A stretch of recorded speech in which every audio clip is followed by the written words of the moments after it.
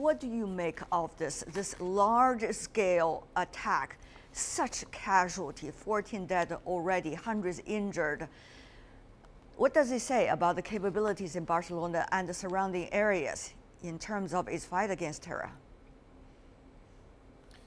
Yes, unfortunately, as you said, this was rather large scale.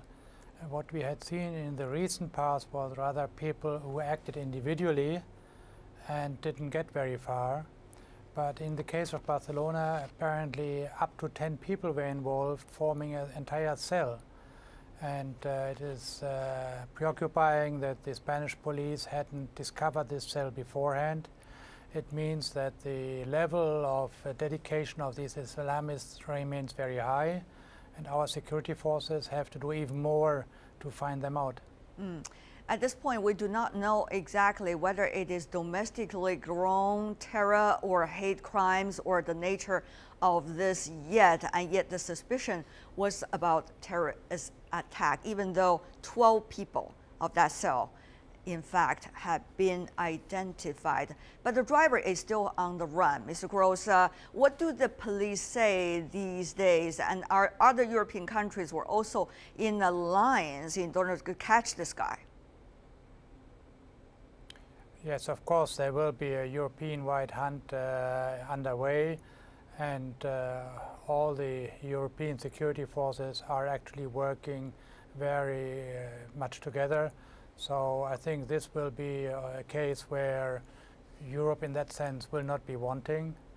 But one must say that, unfortunately, if one looks at the nationalities and the age of the presumed attackers so far, they confirm a picture which we have seen beforehand. These are very often just young males from North Africa or from North African descent, and there is very little one can do to prevent these things. Very little one can do to prevent these things, but this would definitely have a huge impact on the debate going on in Europe about the immigrants issue and also about the policy sufficient enough or not against the terror. Do you think this one, the largest one in Spain's history in recent decades, will once again wake people up? But the question is, what actions are likely to follow? Because we've seen similar attacks in other capitals and major cities in Europe as well. I think that the security service didn't need to be woken up.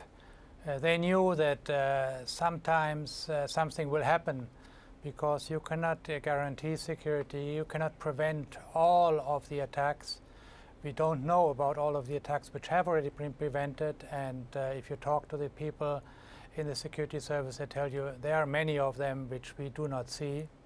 So yes, the discussion will again be heating up, but after all, we see that this has very little to do with the recent wave of immigrants. It is more a long-standing issues which disaffected people from certain areas. Mr. Gros, before we go, we are in this holiday season, and Spain, Barcelona, certainly one of those must places in the world to go. But how much impact would this have on those cities, not only them, but also elsewhere in Europe? Experience shows that the impact is rather short-lived. There are usually a couple of days or a couple of weeks when people feel a bit strange, they don't go to the same place. But after all, Europe is also a very big place. So I think we will have a small impact, but at the end of the summer, things will have been largely forgotten.